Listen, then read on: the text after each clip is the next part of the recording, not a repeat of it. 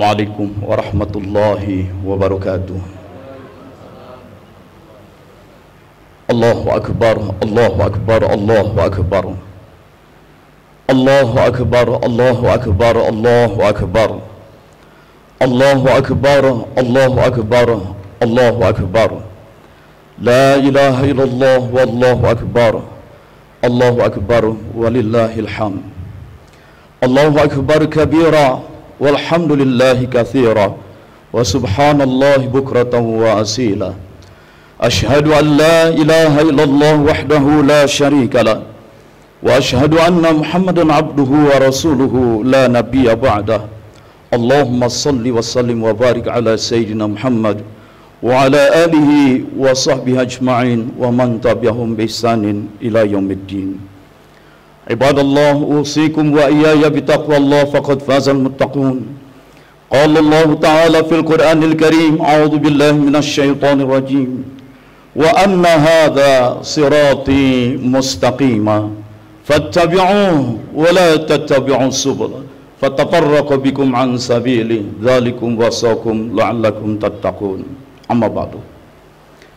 Hadirin hadirat jamaah salat Idul Fitri yang kami muliakan, banyak pesan di dalam Quran yang memerintahkan kita memperhatikan alam semesta.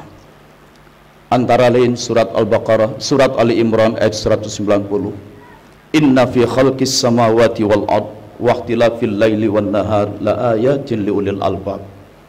Sesungguhnya dalam segala kejadian proses penciptaan di langit dan di bumi, silih bergantinya malam dan siang, ada banyak tanda-tanda, peristiwa-peristiwa yang menandakan keberadaan Allah, kekuasaan Allah bagi orang-orang yang disebut ulil albab terhadap alam semesta, terhadap diri sendiri. Allah pesankan wa fi anfusikum afala tubsirun, dan terhadap apa yang ada pada dirimu sendiri, tidakkah kamu melakukan observasi? Tubsirun berasal dari kata absara, bahasa Inggrisnya observe. Diperintahkan kita mengobservasi kehidupan manusia ini, diri kita sendiri. Di antara tanda-tanda yang perlu kita cermati dalam suasana bahagia Idul Fitri ini adalah perkembangan penduduk di muka bumi. Kalau kita perhatikan, selama 2 juta tahun kehidupan kehadiran manusia di muka bumi, pertumbuhan manusia di muka bumi itu sedikit saja, dan baru mencapai jumlah 1 miliar tahun 1804. 2 juta tahun penduduk di bumi baru mencapai 1 miliar tahun 1804. Tetapi dari 1804, hanya dalam waktu 123 tahun penduduk nambah jadi 2 miliar. Mulailah grafik curam meningkat, dan dari 1927 mencapai dalam waktu 13 tahun saja itu naik lagi 1 miliar lagi, naik 1 miliar lagi, dan sekarang sudah hampir 8 miliar penduduk. Mulai 1927 itu pertambahan 1 miliar itu hanya terjadi antara 12 sampai 14 tahun. Lihatlah, cari di Google grafik pertumbuhan manusia di muka bumi. Datar, ya, landai selama 2 juta tahun, kemudian dalam waktu 100 tahun melesat tinggi. Apa hubungannya dengan kita? Karena kita tinggal di muka bumi. Ketika penduduk mencapai 8 miliar, maaf, kalau rata-rata satu manusia itu menghasilkan kotoran, nya itu 7 on, 0,7 kg kali 8 miliar, setiap hari itu ada 5,6 miliar kilogram itu kotoran manusia. Belum lagi kebutuhan makanan. Dan sejak tahun 60-an, ketika penduduk sudah mencapai hampir 3 miliar, para ahli pertanian sudah memperkirakan akan ada krisis pangan. Maka mereka mencoba menciptakan booster untuk memproduksi pertanian.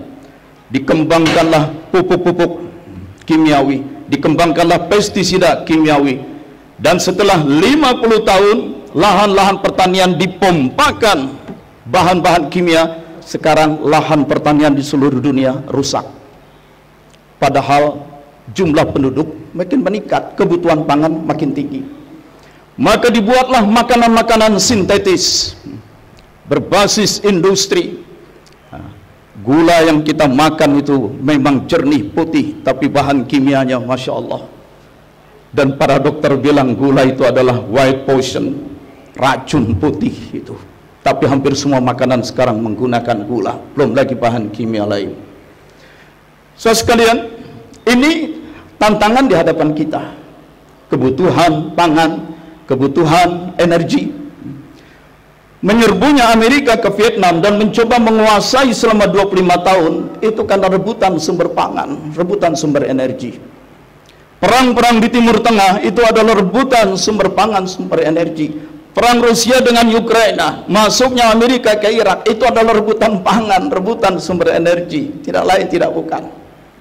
Belum lagi masalah kesehatan, belum lagi masalah perumahan, belum lagi masalah pekerjaan. Ini realitas di hadapan kita. Jangan lengah, jangan lengah. Itu satu. Yang kedua, gejala demografis lain.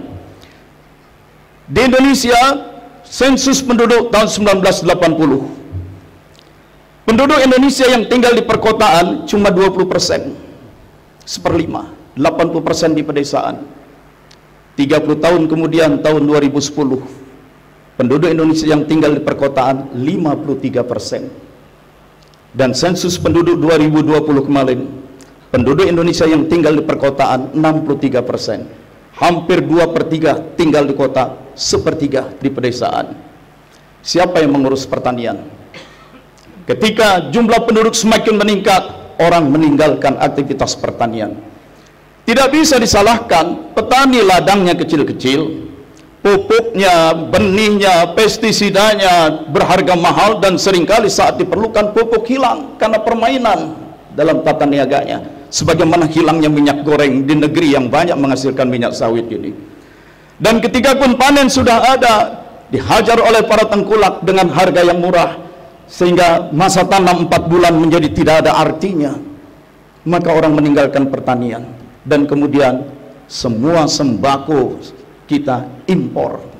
Sehebat apapun suatu negara, bahkan industri termasuk militernya, kalau keterbatasan, kalau ketergantungan logistik makanan dari luar negeri, digunting garis logistiknya, habis kita dalam perang. Tidak ada lagi kedaulatan pangan. Ini realitas. Penduduk meningkat cepat, orang menyerbu ke kota semua dengan segala problem perkotaan. Yang ketiga yang perlu kita cermati, kalau kita senang mempelajari data-data ekonomi dengan analisis 1%, di Rusia 74% kekayaan nasional dikuasai hanya oleh 1% orang. Mungkin bekas komunis dulu, zaman Uni Soviet, Komite Sentral Komunis begitu dominan. Semua kekayaan negara dimiliki oleh partai. Dan ketika partainya bubar, negaranya bubar, maka tokoh-tokoh partai lari membawa aset-aset negara. Memang tercatat pertambahan jumlah manusia terkaya di dunia tahun-tahun 92 sampai 95 itu kebanyakan dari negara-negara bekas Uni Soviet. 74% kekayaan nasional dikuasai hanya 1%. Oh, itu bekas komunis. Amerika yang katanya liberal, yang katanya kapitalistik, 42% kekayaan nasional dikuasai hanya 1% penduduk. Justru dengan kapitalismenya, maka yang kaya semakin kaya, semakin dominan. Oh, itu karena kapitalis. Indonesia yang Pancasilais, 48% kekayaan nasional dikuasai hanya oleh 1% penduduk. Dan 1% itu bisa memainkan harga dan bisa menyandera keputusan banyak pejabat, mempermainkan penyelenggaraan negara ini. Artinya tidak peduli apapun ideologinya, sosialis, komunis, kapitalis, Pancasilais, ternyata manusia itu punya problem dasar, yaitu keserakahan. Mereka itulah yang menguasai kekayaan global. Mereka itulah yang disebut oligarki global. Mereka menggunakan dua kekuatan, corporate, multinational corporation, korporasi-korporasi yang multinasional bermain di berbagai negara. Dan yang tidak menggunakan corporate, mereka menggunakan state. Negara tidak lagi diabdikan, didedikasikan untuk rakyatnya, tetapi negara hanya digunakan untuk kepentingan segelintir orang. Oligarki global menggunakan corporate dan state mengatur semua kehidupan di muka bumi. Pertumbuhan penduduk yang begitu curam, urbanisasi, orang menyerbu kota, dan kesenjangan ekonomi yang begitu parah. Ini realitas di depan kita. Kita bahagia dengan Idul Fitri, tetapi realitas itu akan menjadi tantangan berat buat anak cucu kita. Itu bagian pertama. Bagian kedua, sebagai manusia kita sadar kita adalah makhluk rohaniah, kita makhluk spiritual. Sebelum badan kita terbentuk lewat kehamilan pada ibu kita, kita adalah makhluk-makhluk ruh yang sudah dicipta di alam lahut, lalu dihadirkan ke muka bumi, dimasukkan ke dalam bashar, ke dalam tubuh biologis. Dan tubuh manusia ini, baik struktur organnya sampai pada tingkat struktur selnya, semua fungsi-fungsinya diatur oleh rangkaian protein yang disebut DNA. DNA itulah yang paling menentukan karakter biologis seseorang. Tetapi jangan lupa, para ahli menyatakan ada dua jenis binatang yang DNA-nya paling mirip dengan DNA manusia, yaitu babi dan simpanse. Anda tahu tingkat kemiripannya 98,4%. 98,4%. Data ini valid. Jadi sebenarnya manusia itu sangat bersaudara dekat secara tubuh biologis dengan babi dan simpanse, atau mau dibilang lebih sederhana monyet begitu. Itu. Lalu apa yang paling membedakan manusia dengan binatang? Secara tubuh biologis tidak jauh beda. Perbedaan hanya 1,6%. Yang paling membedakan bukan tubuh biologisnya, tapi ruh yang ada di dalamnya, spiritualitas yang ada di dalamnya. Di dalam ruh ada pusatnya ruh, intinya ruh yang disebut qalbu. Orang Indonesia menyebutnya hati nurani. Di dalam ruh ada pusatnya ruh yang disebut qalbu, hati nurani. Dan di dalam qalbu itu ada iman. Di dalam qalbu, hati nurani itu ada perasaan, ada cinta kasih, ada akhlak, ada moralitas, ada semangat. Yang ketika kerohaniahan itu rusak, imannya rusak, rasionalitasnya rusak, moralnya rusak, semangat hidupnya rusak, cinta kasih rusak, seluruh potensi spiritualnya rusak, maka tidak ada lagi beda si manusia dengan babi dan simpanse itu. Karena memang DNA-nya cuma beda 1,6%. Karena itu harus dijaga potensi rohaniah, terutama qalbu itu. Orang Batak Toba menyebut ruh tondi, dan pusatnya tondi adalah roha. Orang Karo menyebutnya tendi, dan pusatnya tendi adalah pusu. Orang Bugis menyebutnya inin nawa madeceng. Orang Makassar menyebutnya ati macinong. Orang Bola Mengandung menyebutnya piain kina. Orang Cina Bangka Belitung menyebutnya Yongsim. Apapun namanya, itulah pusat ruh, inti ruh, dan yang disebut qalbu dalam bahasa Arab. Di situ pusat spiritualitas manusia. Ibadah Ramadan, baik puasa di siang hari maupun qiyamul lail di malam hari, adalah untuk di satu sisi memperlemah dengan makan minum, dengan mengurangi tidur di malam hari, dengan mencoba menahan seks, maka dilemahkan gejolak-gejolak basyariah, dilemahkan gejolak-gejolak kebinatangan, supaya menguat spiritualitas manusianya. Tinjauan kesehatan bahwa dengan berpuasa ada intermittent fasting, ada terbentuk autophagy dan lain-lain, itu tambahan saja. Tapi yang paling penting, dengan ibadah Ramadan, tubuh biologis basariah dilemahkan. Justru maksudnya untuk memperkuat spiritualitasnya. Saudara sekalian, kalau spiritualitas tidak diperkuat, menghadapi pertumbuhan penduduk yang begitu pesat, menghadapi urbanisasi yang begitu tinggi, menghadapi kesenjangan ekonomi, terjadi kompetisi, rebutan, maka apa jadinya dengan manusia ini? Manusia akan meresponnya dengan keserakahan. Keserakahan demi keserakahan. dilanda dengan berbagai ketakutan. Ketakutan itu yang membuat manusia semakin membabi buta. Orang menjadi tidak peduli lagi, bukan saja dengan kaidah-kaidah moral, dengan kaidah rasional pun orang tidak peduli lagi. Maka jangan heran banyak pegawai dan karyawan berpendapat, kita kerja tambah-tambahan, kurang-kurangan boleh salah, kali-kalian boleh salah, tapi bagi-bagian yang nggak boleh salah. Akhirnya bagi-bagilah, bersekutulah dalam korupsi rame-rame dengan semangat jangankan yang halal, yang haram aja jangan, susah katanya. Gaya hidup menjadi 3H, halal, haram, hantam. Dan itu realitas yang akan kita hadapi pasca Ramadan ini. Kita menghadapi persaingan. Saudara sekalian, ketika manusia sedang menghadapi ketakutan, persaingan yang ketat, maka sisi lemah kemanusiaan itu dimainkan.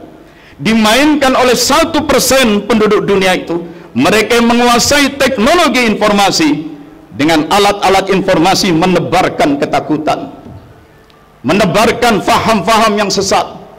Dibuatlah seakan-akan orang hidup hanya untuk mengejar kepentingan-kepentingan material tubuh biologisnya. Hati-hati dengan yang namanya media sosial. Itulah sesungguhnya cara untuk melakukan framing, membentuk opini, membuat orang untuk sibuk. Belum lama ini saya sholat Jumat, orang di sebelah mendengarkan khutbah Jumat sambil asik menggunakan gadgetnya main game.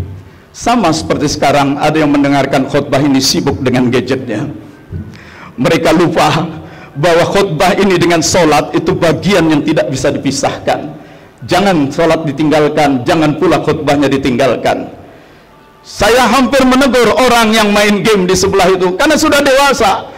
Tapi saya ingat pesan Nabi, kalau ada orang di sebelah ngobrol lalu kita bilang, maka kita pun hilang pahala sholatnya. Saya tahan itu, tapi nggak habis pikir. Begitu sudah menjadi setannya gadget itu, sampai dalam ibadah, dalam khutbah Jumat, dalam khutbah Idul Fitri pun orang masih asik dengan gadgetnya. Loh emangnya kenapa? Ya nggak apa-apa. Allah sama malaikat cuma ngeliatin aja. Allah malaikat cuma liatin aja. Begitu loh menyepelekan ibadah, kata Allah. Begitu loh menyepelekan ibadah, nanti gua sepelein juga nasib lo. Maka jangan heran banyak orang main gadget itu nasibnya susah melulu. Paling tidak dia stres terus dengan berbagai gadgetnya, ya. Istri di sebelah tidak ditegur, anak mengharap sapaan, minta pertolongan bantuan belajar, dia cuek terus, asik dengan gadgetnya, rusak silaturahim. Itu kita tanpa sadar digiring satu arah. Tetapi rupanya Allah masih sayang kepada kita. Dalam situasi hawa nafsu, dorongan ke binatang begitu kuat, tantangan-tantangan kehidupan begitu berat, Allah turunkan musibah COVID. Seluruh dunia berhenti aktivitasnya.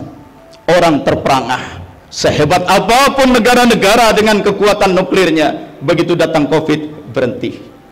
Dan satu demi satu orang-orang yang kita sayangi meninggal dunia. Hampir tiap sebentar masjid, assalamualaikum, innalillahi wa inna ilaihi rajiun. Hampir setiap kita baca grup medsos kita, innalillahi, innalillahi. Dan ada yang sekarang sholat ini tidak lagi didampingi suaminya, tidak lagi didampingi oleh istrinya, tidak lagi didampingi oleh anak, kakak atau adiknya. Sedang apa arwah mereka sekarang? Mereka sudah berangkat ke sana. Dan ternyata sedih kita hanya sebentar. Sedih kita hanya sebentar. Apakah ibadah mereka cukup untuk menyelamatkan kehidupan mereka di akhirat? Belum tentu. Tapi keluarga yang ditinggalkan di dunia pun sedihnya cuma sebentar. Para duda menikah lagi, para janda menikah lagi, anak-anak sibuk dengan teman-temannya lagi. Apa masih ada ziarah-ziarah kepada yang sudah wafat itu? Apa masih ada doa-doa dan kiriman Fatihah untuk mereka? Dan hati-hati, kalau itu kita perlakukan kepada mereka, kepada orang tua kita, kepada anak-anak kita, sebentar lagi anak dan cucu kita pun akan memperlakukan kita demikian juga. Ketika kita meninggal dunia, mereka hanya nangis sebentar, setelah itu rebutan warisan, dan setelah itu membiarkan kita sendirian di sana. Padahal Nabi katakan, roh di alam barzah itu, roh di alam kubur, setiap hari berada dalam penantian yang panjang. Mereka menunggu-nunggu kiriman dari dunia, dari sahabat, dari kerabat, dari keluarganya. Dan kalau kiriman itu datang, Allah konversi kiriman itu menjadi bergunung-gunung kenikmatan. Bisa jadi ada orang yang di dunianya ibadahnya kurang beres, dalam kehidupan akhirat yang gelap, pengap, sempit, tiba-tiba suasana berubah, angin sejuk semilir, tercium aroma harum, dan kemudian kegelapan berubah menjadi terang benderang. Mereka bertanya, ya malaikat, ada apa ini? Tumben berubah mendadak. Di dunia anakmu, di dunia kerabatmu mengirimkan untukmu. Ini kiriman dari mereka. Sahabat Nabi bertanya, kiriman apa yang paling mereka nantikan ya Rasulullah? Istighfarallahum wassadaqatu alaihim. Permohonan ampun untuk mereka. Kapan kita berdoa, ya Allah ampuni dan sayangi ayahku, ampuni dan sayangi anak-anakku yang baru beberapa bulan lalu meninggal dunia karena COVID. Seringkali lupa kita doakan mereka, padahal doa itu sangat menolong, sangat membantu mereka. Bersedekah atas nama mereka. So sekalian, jangan biarkan hidup semata-mata mengikuti dorongan-dorongan biologis yang memang potensinya ada. 98,4% DNA kita mirip dengan babi dan simpanse. Ada tantangan-tantangan berat. COVID itu memberi keinsafan kepada kita bahwa kematian sesuatu yang pasti, meskipun kita tidak tahu entah kapan bakal terjadi. Maka jagalah selalu berdoa dengan berdoa, ya Allah, bila pun saatnya sudah tiba Engkau memanggil kami, berikanlah kepada kami kematian yang mudah dan indah. Jauhkan kami dari kematian yang menyusahkan dan menghinakan. Ketika saya sedang berada di kota Medan, mendapat kabar seorang famili sendirian di sana dalam keadaan tugas, dilarikan ke rumah sakit dan meninggal dunia. Saya datangi ke rumah sakit. Saya hanya bisa melihat dari pintu kaca bagaimana jenazahnya ditelanjangi, kemudian disemprot dengan desinfektan, kemudian tanpa dimandikan lagi dimasukkan ke dalam peti logam, dan kemudian kami harus mengiringinya ke pemakaman jam 3 pagi, jauh gelap, tak boleh mendekat. Kematian yang sendirian, kematian yang jauh dari keluarga, kematian yang tidak sempat dimandikan secara wajar. Ya Allah, kami sadar mati adalah sesuatu yang pasti, setiap saat bakal terjadi. Karena itu ya Allah, kami memohon, bila pun saatnya sudah tiba Engkau memanggil kami, berikanlah kepada kami kematian yang mudah dan indah. Jauhkan kami dari kematian yang menyusahkan dan menghinakan. Bahasa Arabnya singkat, Allahumma hawwin alaina fi sakratil maut. Allahu akbar, Allahu akbar, Allahu akbar, la ilaha illallah, wallahu akbar, Allahu akbar, walillahil hamd. Semoga gemblengan Ramadan yang kemarin baru berlalu tidak terlalu cepat kita lupakan. Semoga suasana Ramadan kemarin tidak terlalu cepat kita lupakan. Jaga. Maka kalau bisa mulai besok sambung dengan puasa Syawal 6 hari, supaya Ramadan itu tidak terlalu cepat hilang dari diri kita. Selesai puasa Syawal 6 hari, sambung lagi puasa sunnah Senin Kamis, atau puasa-puasa seperti Nabi Daud selang 2 hari puasa. Insya Allah kita jaga terus, karena mati sesuatu yang pasti. Tantangan di masa depan begitu berat, dan kalaulah tidak Allah yang membimbing kita, kalaulah tidak Allah yang melindungi kita, kita akan terjerembab, hina di dunia, hina di akhirat. Allahu akbar, Allahu akbar, la ilaha illallah, wallahu akbar, Allahu akbar, walillahil hamd. Allahu akbar kabira, walhamdulillahi katsira, wa subhanallahi bukratan wa asila. La ilaha illallah wa la na'budu illa iyyah, mukhlisina lahuddin walau karihal kafirun. Allahumma fassalli wa sallim wa barik ala sayyidina Muhammadin wa ala alihi wa sahbihi ajma'in wa man tabi'ahum bisanin ila yaumiddin. Allahumma ya qadiyal hajat, wahai Allah, Engkaulah Tuhan pemenuh segala hajat dan keperluan. Penuhilah hajat-hajat dunia kami, juga keperluan akhirat kami. Allahumma ya kafiyal muhimmat, wahai Allah, Engkaulah pencukup segala kepentingan, pencukup segala hal yang esensial. Cukupkanlah kepentingan hidup rumah tangga kami, Cukupkanlah kepentingan pendidikan anak-anak kami. Cukupkanlah kepentingan pekerjaan, karir, usaha dan profesi kami. Cukupkanlah kepentingan ibadah kami. Ya Allah, khusus kami yang belum sempat berhaji, cukupkan kesempatan dan kemampuan agar mampu berhaji sebelum berjumpa mati, ya Allah. Allahumma ya dafi'al baliyat, wahai Allah, Engkaulah Tuhan penolak segala bala, penepis segala bencana. Jauhkanlah kami dari berbagai bala dan bencana, bencana alam maupun bencana moral. Jauhkan dari bencana keimanan, jauhkan dari bencana keuangan, jauhkan kami dari bencana sosial politik, jauhkan kami dari bencana rumah tangga. Allahumma ya rafi'ad darajat, wahai Allah, Engkaulah Tuhan pengangkat derajat, peninggi martabat. Angkat derajat dan martabat kami, ya Allah. Muliakan anak cucu dan semua keturunan kami, ya Allah. Muliakan semua umat Nabi Muhammad, ya Allah. Jangan Engkau perhinakan mereka hanya karena posisi mereka minoritas di tengah masyarakat Hindu India. Jangan perhinakan umat Muhammad, ya Allah, hanya karena mereka minoritas sebagai bangsa Rohingya di tengah Myanmar. Tolong ya Allah, lindungi mereka hanya karena posisi mereka lemah seperti bangsa Palestina yang dikeroyok oleh bangsa-bangsa seluruh dunia. Ya Allah, angkat derajat dan martabat umat Muhammad. Jangan Engkau perhinakan kami hanya karena adanya dosa dan maksiat yang pernah kami perbuat. Allahumma ya syafi'al amrad, wahai Allah, Engkaulah Tuhan penyembuh dari segala penyakit. Sembuhkan dan jauhkan kami dari semua penyakit, lahiriah maupun batiniah. Ya Allah, bagaimanapun kami sudah lolos dari wabah Covid. Ada di antara kami yang sudah mengalami Covid Delta, Covid Omicron, dan Engkau berikan kepada kami kesempatan hidup, kesempatan untuk bertobat. Terima kasih ya Allah. Jadikan kami hamba yang istiqomah dalam menjalani kesempatan kedua ini, ya Allah. Allahumma ya mujibat da'wat, wahai Allah, Engkaulah Tuhan penjawab segala doa, pengabul segala permohonan.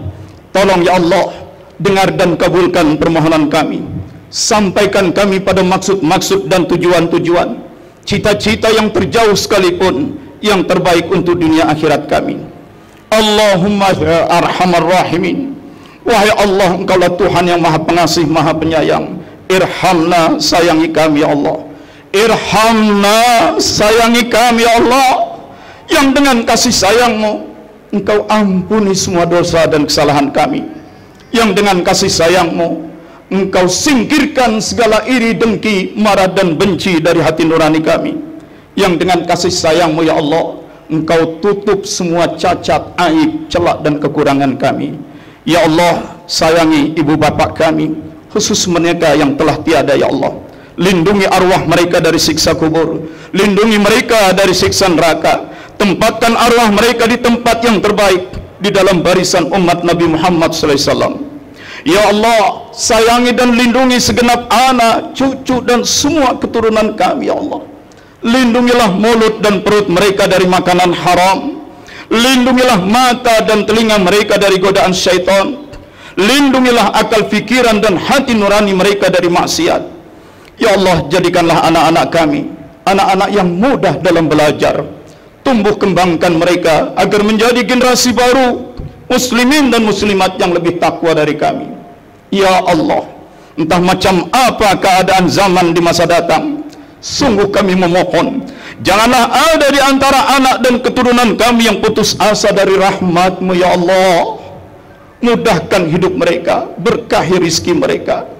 Ya Allah, entah macam apa keadaan zaman di masa mendatang, sungguh kami memohon, janganlah ada di antara anak dan keturunan kami yang kafir terhadap-Mu ya Allah, agar tidak terputus keturunan kami yang saleh dan salehah hingga hari kiamat nanti. Alaika tawakkalna ya Allah, kepadamu lah kami berserah diri. La ilaha illa anta subhanaka inna kunna minaz zalimin. Allahumma ya arhamar rahimin, irhamna irhamna irhamna. Wa sallallahu ala sayyidina Muhammadin wa sallallahu ala sayyidina Muhammadin wa ala alihi wa sahbihi ajma'in. Walhamdulillahi rabbil alamin. Assalamualaikum warahmatullahi wabarakatuh.